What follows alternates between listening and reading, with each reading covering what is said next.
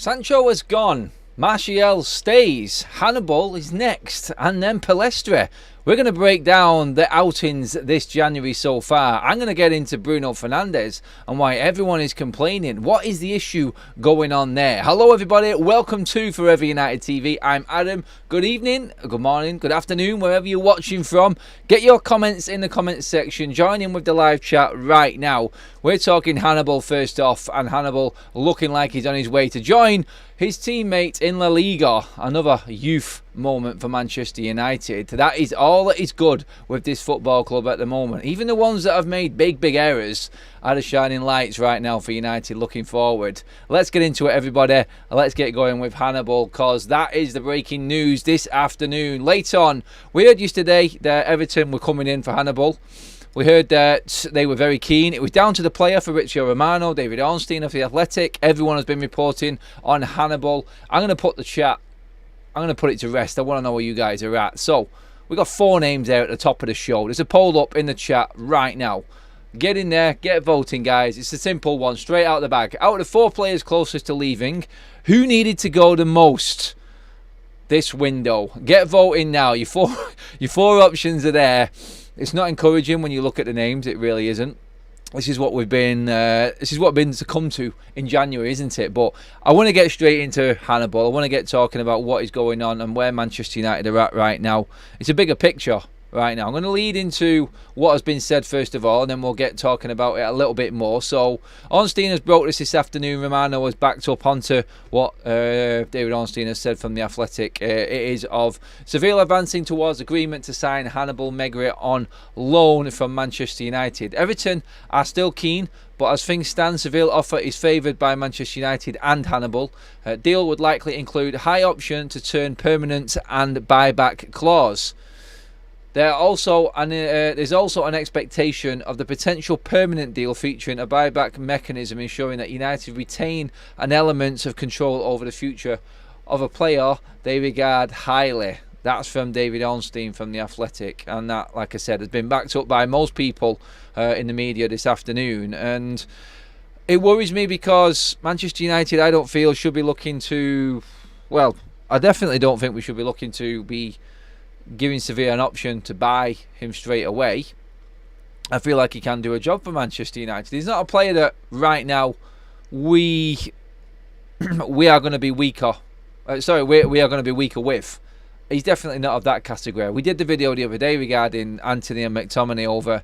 I mean, who was it now? Actually, I think it was Hannibal and Palestra. I think they were the players that we were talking about. I think Hannibal has got a lot to offer right now. It goes to show that Sevilla were desperate to get Hannibal in the summer. We know this from reports that have come out. So Hannibal, I feel, was always moving towards Sevilla, only for his performances in pre-season. Like we said yesterday, is he still here? And Ten Hag is thinking about it. But now he is looking like he's going to let Hannibal go. The club have agreed. Hannibal looking like he's favouring that deal. So Manchester United's buy option for Sevilla. Now, why is Hannibal getting the buy option? I don't know where United are going with this one. Is it simply because of Ten Hag and the mistakes that Ten Hag's made, i.e. bringing in Mason Mount? That's the problem right now for me, Mason Mount, because he is the player that ultimately in the way of Hannibal and his progression through Manchester United's ranks. I feel like if we were sensible and we didn't buy Mason Mount and we used it to spend money in another position that we really needed, then Hannibal might have been a mainstay in this United team this season. With the way that the injuries have come about, I just feel like he's a player there that, because of what he did in the summer, Ten Hag has kept, and then Ten Hag all of a sudden has just changed his mind about Hannibal midway through the season. I don't understand why he's not getting the game time. He's looked good when he's been on the pitch. He's shown promise. He's got that bite. He's got that aggression in his play. He's fast. He's quick. And he's everything that we've lacked in that midfield area. The desire, for one, is something that Manchester United have severely lacked. And this is something that Hannibal has in bundles. He is, I think, a real prospect. I understand the loan move to Sevilla. I was completely happy with that. I feel like he can really kick on at Seville. I think it will be a great learning curve for him. I mean, you only have to look at what's happening with Mason Greenwood right now at Getafe. When you get the right coach and you get a player there that understands that coach's message and the way that they play, and you can really grow a player. You can really develop a player in every single aspect. He's still young. He's still got filling out to do. He's still got to get stronger. And I think the technical side of that of La Liga will definitely help Hannibal progress. Probably more than what he would against moving to Everton. We talked about the Everton move, and everyone was sort of leaning towards it last night because of the Premier League aspect and him getting Premier League playing time and then coming straight back to United in the summer. That worked out best. But Sevilla with an option to buy, now that is an interesting one. The buy option for Sevilla probably wasn't there for Everton. And that tells you everything, where they want their players to develop, where they want their players to actually be playing. There's two of United's brightest young academy prospects that are going to be in La Liga now for the rest of this season. Well, he's free, isn't there, when you look at Alvaro Fernandes at Granada, if he doesn't come back or not. Alvaro, Mason Greenwood, Hannibal. It's looking like Manchester United are they're actually seeing where these players fit in right now. Is the structure changing already behind the scenes? I feel this is where it gets interesting now with Manchester United when INEOS come through the door. But the buy option does have a clause where Manchester United would then have a buyback option. And I think that's important as well. United don't want to let go of Hannibal, that's quite clear. But they feel right now, and this is where, remember when I said that United need to start getting savvy in the transfer market? This is where United, I think, are starting to think outside the box a little bit. Maybe get a bit of a fee in, but obviously if the player develops into the player they hope he can do, then we've got that cheaper buyback option already. So loaned out, no wages for Hannibal, not that that wouldn't be high anyway for an academy player. And Manchester United are in a position where they can sell him on, but have a buyback option. With 1 year left on his contract, which is the extension that United triggered this month, in fact, I think Manchester United are not in a bad position. When you look at the deal and you break down all the aspects of it, it actually doesn't look too bad for United. It's a win-win, unless he has a stinker in Sevilla, and that is if, buts and maybes. Obviously, you just don't know how a player is going to perform when he goes over to another country and he starts playing a completely different football. Well, to be honest, he's not been playing any football at all, so it is probably decent. It is probably a decent time to actually go over. He's got nothing to lose, absolutely nothing to lose. He'd probably get first team football there, and if he plays the way we know he can play, then I think we could be looking at a player that's worth a lot more money when he comes back. Then United will have to make a decision, and it all comes down to how well he does advance in this time at Seville. So would you want Hannibal to be back at United on a new contract, because that's what we'd have to negotiate, because 1 year to go. We don't want him going on a free the following summer. So after this loan period is over, Manchester United need to make a decision. Do we just sell him with the buyback option, get a decent fee, then have that prospect of bringing him back? If he doesn't actually do well and he starts to drop off, like a lot of youngsters do, let's be honest, they don't all become superstars. If he drops off, then Manchester United can just say, oh well, we give it a chance, we don't have to follow through with the buy option back, and we've got a little bit of money for him anyway, and he's not turned out to be the player we thought.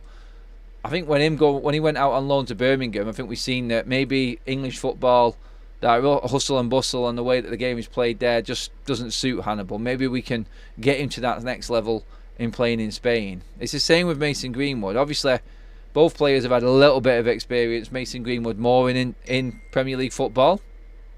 And now we've seen Hannibal get a little bit of a taste for it. He's moving across to Spain. I think it is the right time, personally. I think it is the right time for United to start sending a lot of the youngsters out on loan. This under-21s football just isn't cutting it, and when the players come through, they're not quite ready. You have to be exceptional, and exceptional at that level is like Menu and Garnacho standard. I don't think Hannibal has shown that in his little fleeting appearances that he's had so far, and there hasn't been many at all. So I think it is the right move for him. I said the other day I thought it was. You guys agreed. You thought he might end up going to Everton no more than Sevilla. So yeah, I think this, for me, I think he'll learn a lot more in Spain. I really do. I think the technical side of his game will definitely advance in Spain rather than going to Everton. Give the video a like, everybody. Thank you. We're just crawling up to the 100 like mark. You know the score. No likey, no lighter, no next movie. I don't know what that means even, but yeah, just give the video a like. It's quite simple. If you are tuning in for the first time, obviously you love the channel, Forever United TV. Make sure you do hit the subscribe button and the bell notification button. All the details are in the description of this video below for everything else, including the membership and the store and everything like that. So get in there, have a good nosy around, guys, and let me know what you think as well. And give me your thoughts. I want to get your comments in, not just in the live chat, but when the video's up. Give me some feedback on the shows and the topics and everything like that, and your opinions on a lot of what we're talking about. We're going to get into detail on a couple of other things tonight as well. But yeah, first of all, let's check out the poll and see where we're at, everyone. So out of the 4 players closest to leaving, who needed to go the most? Hannibal is bottom of that list alongside Palestre. Good to see that. The younger players who don't get a chance are the ones that everyone wants to see. Everyone wants Manchester United players to all get given the same opportunities. Something that is definitely not happening at this football club at the moment. Martial at 40% is chasing down Sancho at 52%. I mean, Sancho is in exile. He's done the dirty on the manager. Nobody likes him, yet he's only barely 10 to 12% ahead of Martial. That shows you where the fan base is with Martial and his attitude. I seen the news. I just put Sky Sports News on before, and it came up. Martial has decided to stay at Manchester United and concentrate on playing and supporting Manchester United from now till the end of the season. He's turned down Fenerbahce. He's turned down 2 clubs in Saudi Arabia and even Marseille in France to stay and commit his last 6 months of his contract to Manchester United and helping them towards the back end of this season. The question was asked straight across the panel at that point. Do you feel like that now has changed the mind of Erik ten Hag and his transfer plans for January? We didn't even get a long elongated answer. It was simply no. I think everyone knows, and that no came from Damesh. I can tell you for a fact Damesh is a United fan. He knows a lot about United, and he can safely say that I was actually there with Damesh in Seville when Martial trudged off the pitch, sulked off the pitch, and I don't think we've seen him again for the rest of the season, or not until the back end of the season when we got beat 3-0. He knows exactly where this fan base is at with Martial, and that was a straightforward no. It's not going to change any plans if he did have any. Martial still being here means absolutely nothing because he's not contributing anything. And for them to come out and say, I mean, they are going to say it, but if they have read out any comment from Martial's people, I think it's a disgrace. He wants to commit his last 6 months of his contract, of his contract to helping the team out and pushing United forward to the back end of this season. What a load of crap. Shut up. Where have you been the last month? That's what I want to know. Anyway, I'm not wasting my time on the show on Martial. Everyone has seen it in the chat. Everyone can see it in the poll. I just want to put another one up, actually. I'm going to end that poll right now, but here's another question I wanted to ask you guys in terms of Hannibal before we move on to the next topic. Hannibal, I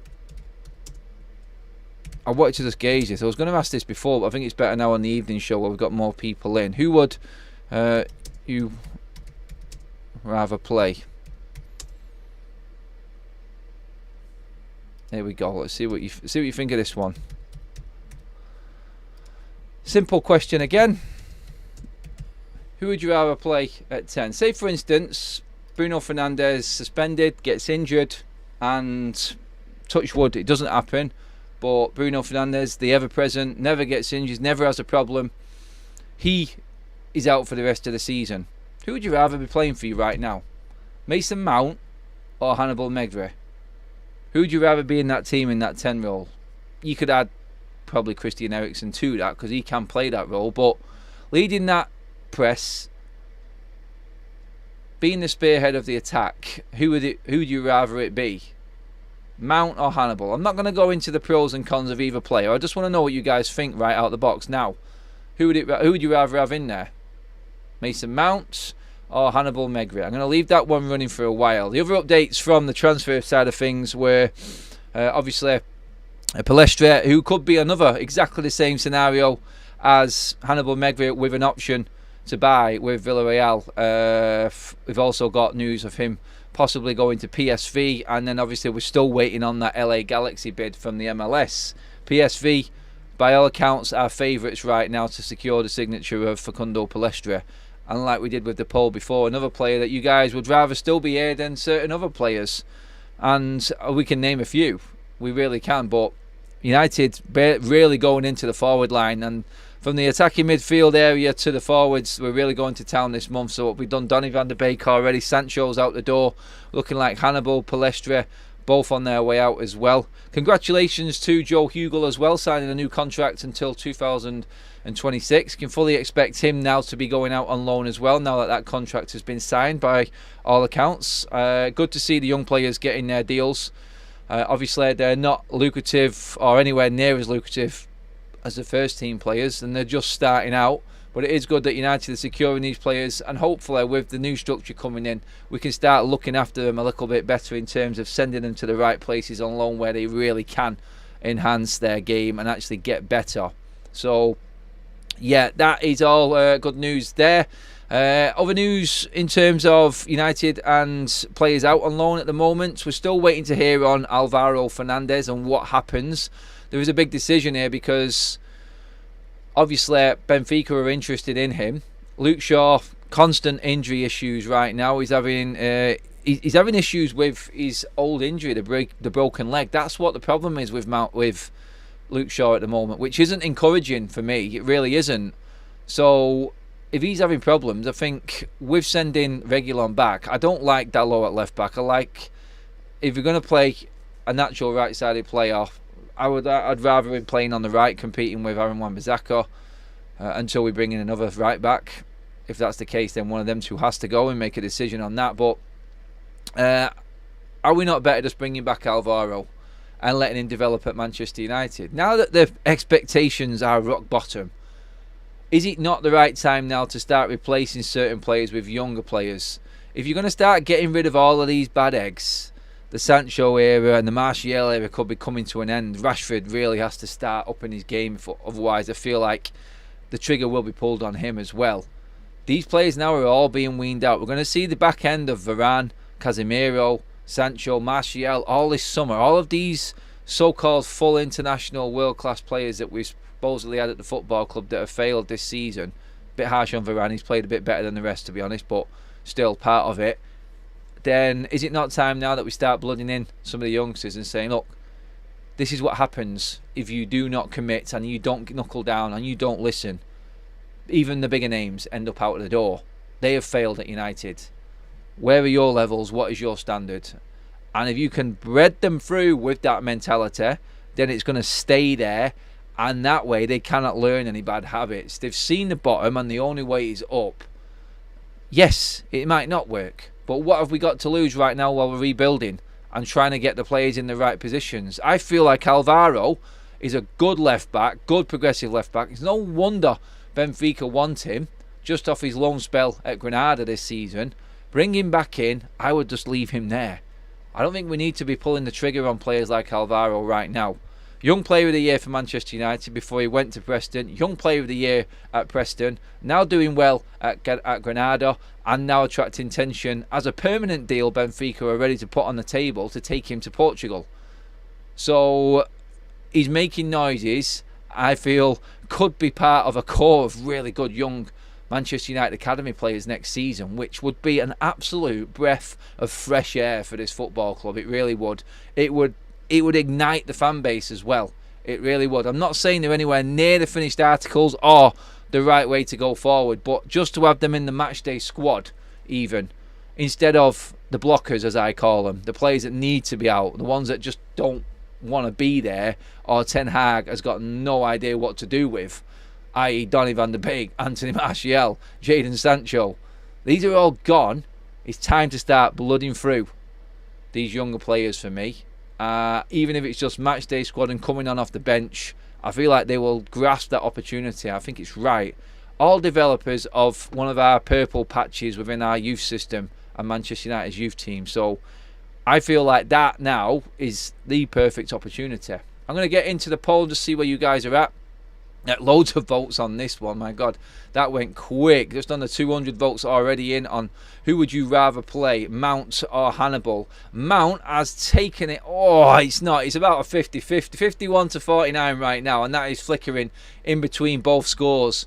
Bruno Fernandes gets injured. Who are you picking? Mason Mount or Hannibal? Who would you rather be playing out the rest of this season? Who have you seen more encouragement from? Because both players have played about the same bleeding amount of games. One, because Mason Mount is endemic and he's constantly injured. And one, because Ten Hag, again, does not know how to fit Hannibal into this team. So he'd rather just send him out on loan to see what he can do. I just feel like Ten Hag has got too many players to think about at the moment. And he's caused his own problem by bringing Mason Mount into this team. That's my honest opinion on it, and I feel like some of the youth players are getting the raw end of the stick, and they're the ones that are going out on loan. I'm going to end that poll there, well over 2,000 votes, at 50-50. Wow, that's a tight one. Let's get into the chat and see what you guys are saying before we move on to the next bit.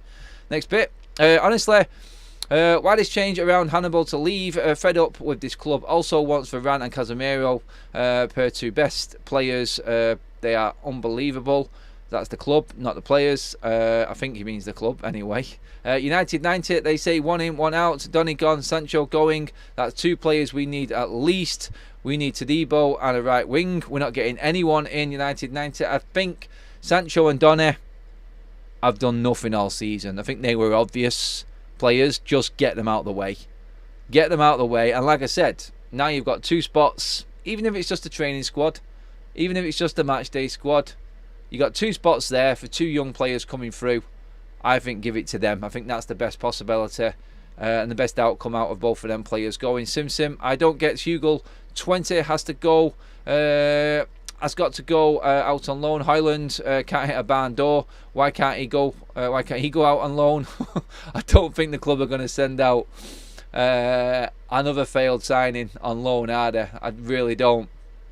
If you look at it and go, 70 million on Highland, 55 million on Mount, 85 million on Anthony, and we can't fit any of them in the team. Oh, Ten Hag. Oh, he really has dug himself a bit of a hole with these signings. He really has. Keep liking the video, guys. Let's get up to 150 and then let's hit that 200 mark. Keep your comments coming in. We need a right winger. Elise says United 90. It's not happening in January, mate. Definitely not, I don't think.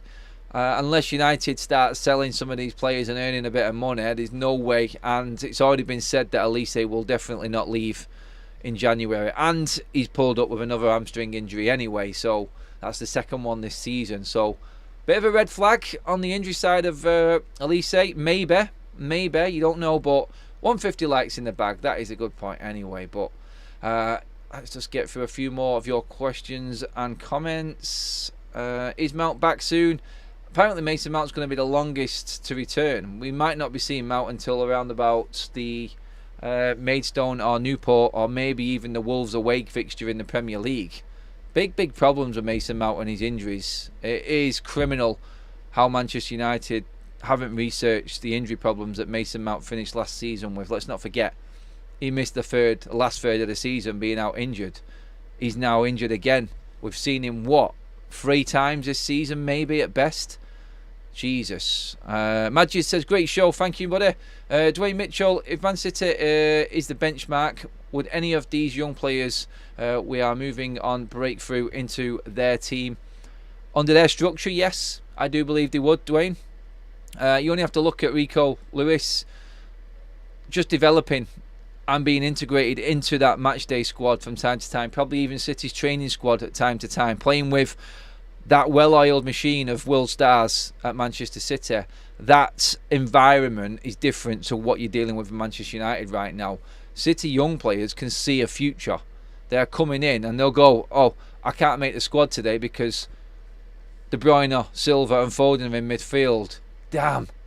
You come to United youngsters and they're looking at what they're being blocked by. You're going, I can't get in United's midfield today because I've got Scott McTominay blocking the way. You can see where I'm getting at. No disrespect to Scott, but he's not fit to lace any of Manchester City's midfielders' boots. But there's a difference in youth system with United and City. You bide your time at City. You listen to the manager. You look at the players around. Multiple winners of recent years and trophies that have just come through the door, the treble winners, then you're not expecting to get into that team. You have to work your ass off to get into that team. And now look at what happened. You look at Phil Foden coming through, great talent. Rico Lewis has come through, another good talent. You're seeing lots of Manchester City youngsters get their chance. You only have to look at oh my god, I forgot his bloody name. Kid who's just gone to Chelsea. Oh, come on, Adam. His name just left me. You know who I mean anyway. You know who I mean. Someone will say it in the chat in a minute and I'll just go, oh, Jesus, I've done it again. His name has just left me. Cole Palmer, that's the one. I beat you to it, yes. Before anyone mentioned it in the chat. Cole Palmer, Phil Foden, Rico Lewis. You're looking at full-on English internationals now. Who'd have thought they'd have come through and missed the players that Manchester City have got at their disposal? No one. But that's what you get a quality run football club doing. And the way that City's academy integrates in, that's the difference. That's the difference, everybody. At Manchester United, we have a great academy set up, and the players get to a certain level, and then it's like, oh, there's the blockers. They're there again. The blockers are there. No one can get anywhere near this matchday team because you got the likes of Sancho, Martial, Donny van der Beek, all of these players, Victor Lindelof, all stuck, sat there on the bench. We'd rather bring Reguilon in, no disrespect to him, than give a young lad like Alvaro Fernandes his opportunity. Alvaro Fernandes could have took off at United this season after what's happened injury-wise. He really could have. But no, he's not been given the opportunity, and we are done. He has gone out on loan, and now we're looking at the situation we're in now. We need to try and bring him back and figure out how we can get the best for him. Bring him back in the team is what I say. Bring him straight back in. I want to move on to the next section. I want to talk about Bruno Fernandes and what is the problem with Bruno Fernandes right now. Everyone is having a say on why his form has dipped so much. I'm going to go through the 5 key points where I think it has all completely failed for Bruno Fernandes over the last couple of years especially. You only have to look at the biggest problem with Fernandes. Number 1 is his form. When he signed in 2019 to the 2020 season, he signed in January. 22 games, 12 goals, 8 assists. 2020 to 21, 58 games, 28 goals, 17 assists. Ridiculous. 45 goals, goal involvements. Season after in 2022-23, 10 goals, 14 assists in 46 games. Another 24 goal contributions. Then last season, 59 games, 14 goals, 15 assists. We thought he was coming back. And then this season it is the bigger drop-off. The 6 goals, 5 assists. Still not bad for a midfielder, but you can see the drop-off in form. There is the big point about Bruno Fernandes straight out the bag. His form has dipped massively. Why has that form dipped? When you look into it in a bit more detail, Bruno Fernandes specifically has played in a certain position. His first season, he played behind the front line, predominantly all there. All of his goal contributions came from there. All 20 of his goal contributions in that half a season came from that behind the striker role, the number 10. The season after, 45 goal contributions. He only played one position, which was behind the strikers, in his favoured position there. And then things start to change a little bit, and this is where it all went a little bit tits up for Bruno Fernandes. And my biggest problem, and why I think Bruno Fernandes has failed recently, which I think he has to his standards that I have just been talking about there, is moving around, his versatility. What do I always say? What do I always say about players? And for me, it's just me personally, I'd rather a master of one trade than a jack of all. Versatile players are useless for me. They really are. They pay the dues, and they are needed in squads. Don't get me wrong, I think everyone needs them types of players, but not as your main spearhead. You don't turn a world-class player that Bruno Fernandes was when he first started out at United into a versatile player. Why are we trying to change Bruno Fernandes?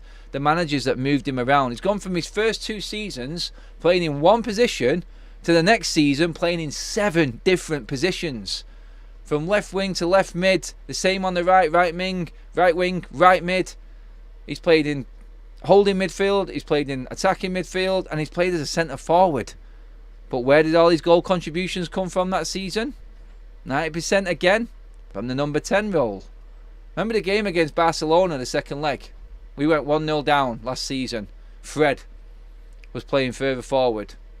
Bruno was sat out on the right hand side doing absolutely nothing.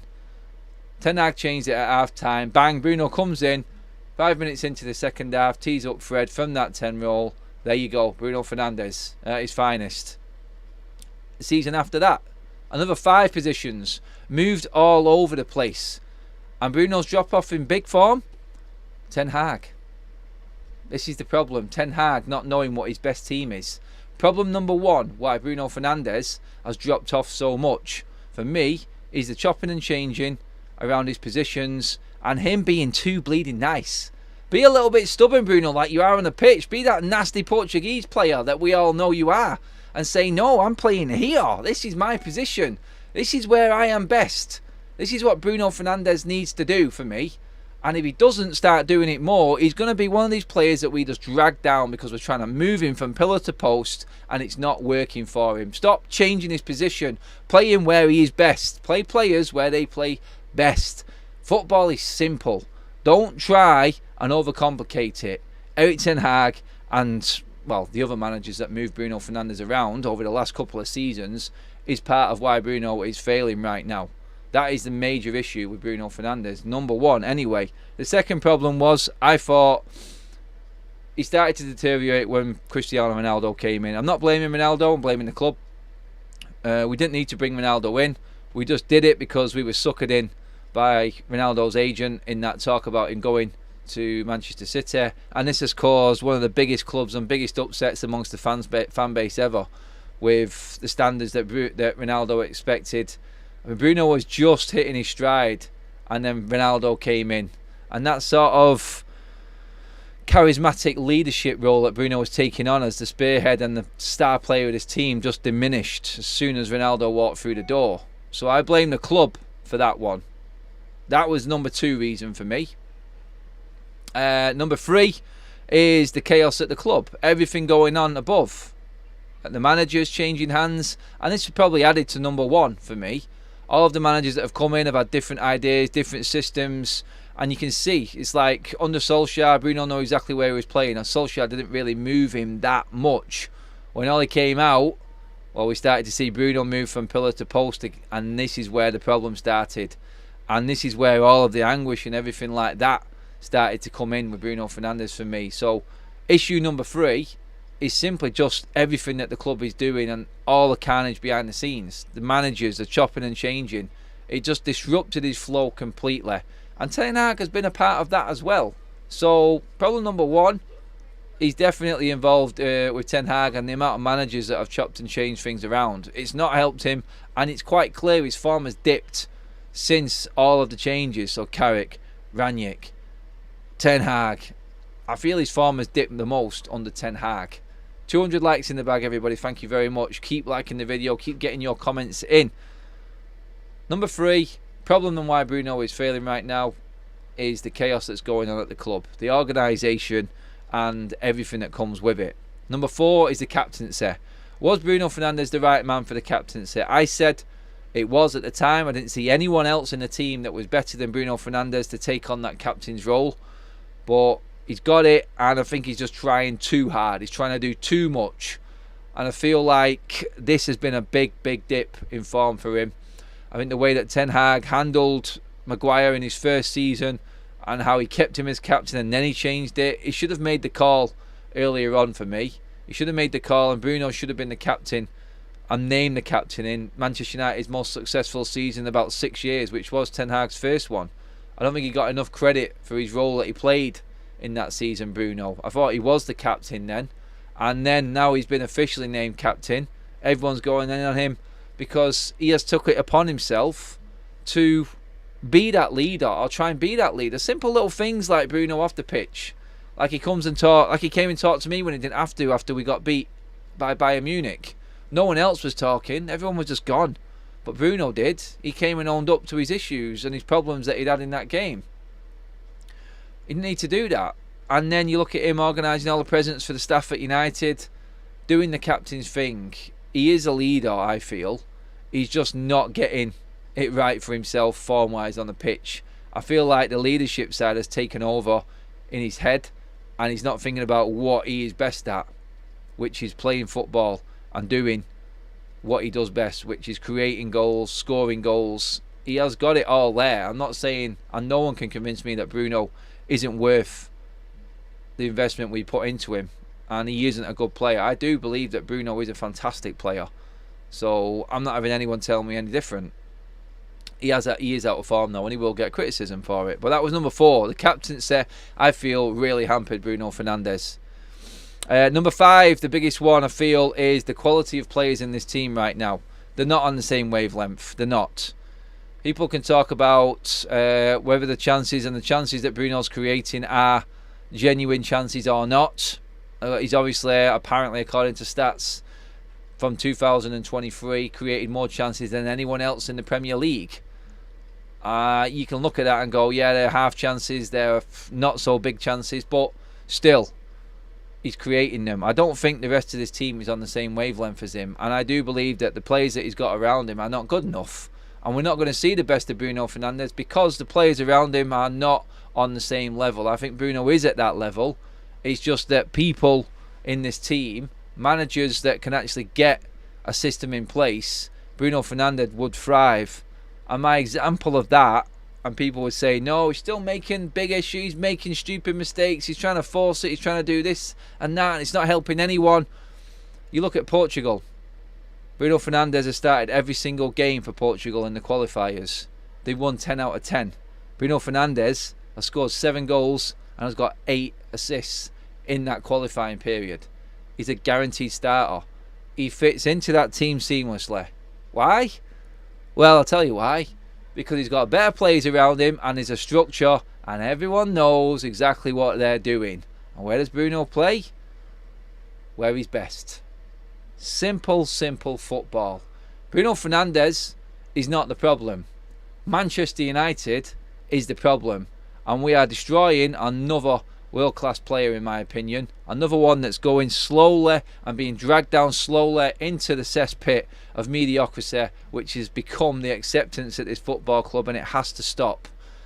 This is one of INEOS's biggest challenges ahead, I feel. And for me, that is what is happening.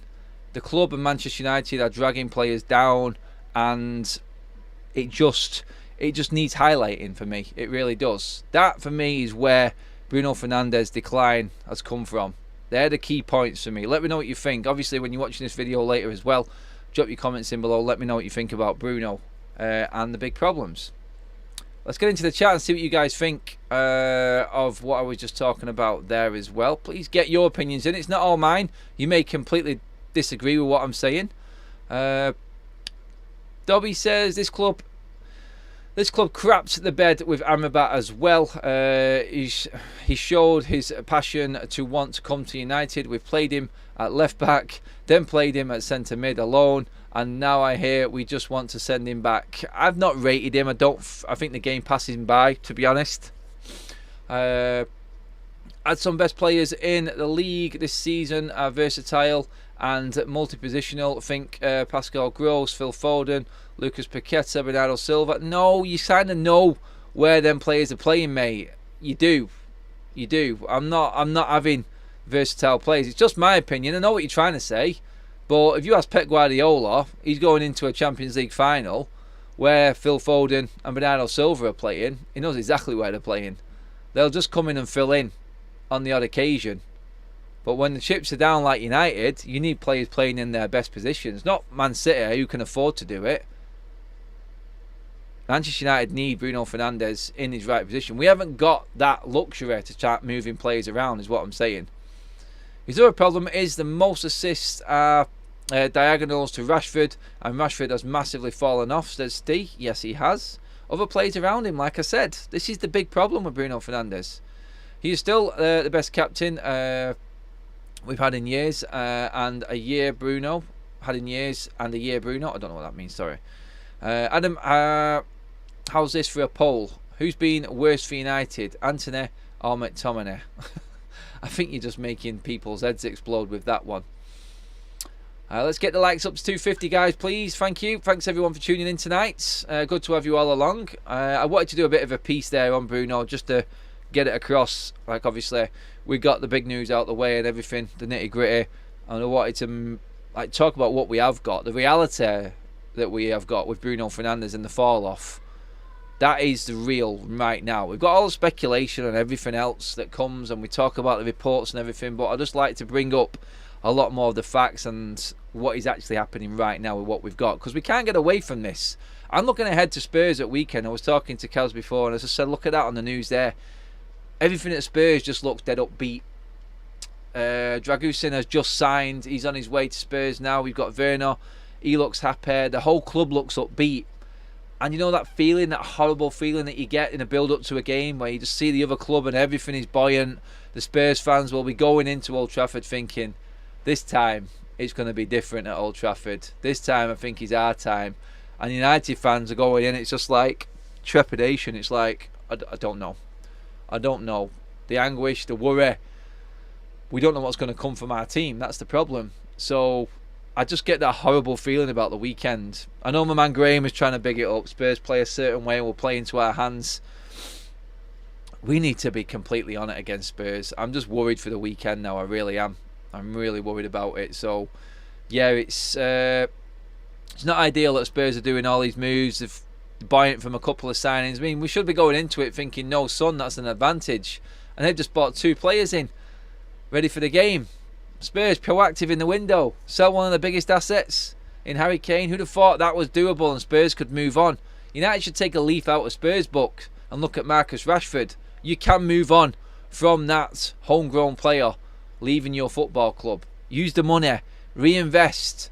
Make your team better instead of a pin-up player that is going to sell you shirts just because he's come from the academy. Rashford needs to do so much more to convince me. Can you guess? Can you tell? Yeah, I know. But you only have to look at what Spurs have done. Everyone has written him off. I writ him off when they lost Harry Kane. Postecoglou coming in, no idea. First season in the Prem. No Harry Kane, and they're better without him. Just goes to show that it can be done. United are in a very similar situation going into this summer. We was last summer, but we didn't do enough business. United could. They definitely could make things work. Even if you sold Marcus Rashford in the summer, we can get around that. It's not the end of the world, United. You have to move forward. You have to innovate. You have to think outside the box. What you think is sad for one player isn't so bad for the club as a bigger picture. It will be gutting if Marcus Rashford leaves his boyhood club, Manchester lad. But everyone moves on. Stop thinking about what the love story would be and start thinking about the reality of the situation you're in right now. Big decisions need to be made, and that is a big one in the summer again. Adam, true, because Bruno was flying, scoring all the time and assists. Why does Eric do it when it's not working? I don't know, Paula. It is a sad one and it does my head in. Stop playing people in the wrong positions. Simple. Round pegs in round holes. That's what I say. A few more chats coming in. Joe Glazer, franchise face, going nowhere. No, he's not Compost Smith, but we're not talking about that, bud. We're not. We don't have to bring it up every time. Someone sends Spurs a lasagna, says Jim Mack. Yeah, please do, just to give us a bit of an advantage. I think 250 is up in the likes as well, guys. Thank you very much. Really appreciate you all in the chat as always. Some of the comments are bang on point tonight, by the way, guys. Any team can move on from any player, says NJ0. Yes, they can. Yes, they really can. Chris says, we know what we are going to get carrying Rashford and Scott. 9 men against Spurs. Honestly, if Scott McTominay played against Spurs, I will be worried. Casemiro just isn't ready, though. That's the thing. And that, for me, is a big, big problem. I don't think Casemiro should be... I don't think Casemiro should be coming back. I think Casemiro should be coming back into this game. So, yeah. That's where we're at with that. Adam, Rashford sulks are not evidence of boy playing for his boyhood club. No, mate, I don't think you're getting the picture, Dobie. I'm just talking about what the club should do. We all see it. The club need to act on it, is what I'm saying. That's the big thing. We bought Ten Hag in for his style of play and tactics. So where are they, says Paul. Exactly. I don't think he's ever going to find them. I think he'll be out the door before he even gets close to finding his style of play. Rashford's game. Run down the wing into 2 defenders, ball lost, or run down the wing, shoot, shot blocked. That is every game predictable. Yes, sadly, you are not far off the mark there, Daz. You're really not. But guys, that pretty much sums up tonight's video. Cheers for tuning in, everybody. I think we'll all go and watch a little bit of Fulham against Liverpool in the Carabao Cup, maybe. I'm going to go down and get myself a drink. You guys, thank you so much for tuning in. It has been a really good show. I really enjoyed that, actually. We got into some good points, and we got some good polls going up there, and great opinions in the chat as well. So thank you so much, everybody, for tuning in. Please do give the video a like as well on the way out. Make sure you subscribe if you are tuning in for the first time, and we will be back tomorrow. It may be a later start to the midday show tomorrow. I have got some work to do in the morning, guys, so I'll keep you posted. We should be no later than 1 o'clock, but just so you guys know, we are doing the normal schedule. It just may be a bit later in the day tomorrow, that's all. So do stay tuned, and I'll keep you updated on everything as the day goes on. But for now, that's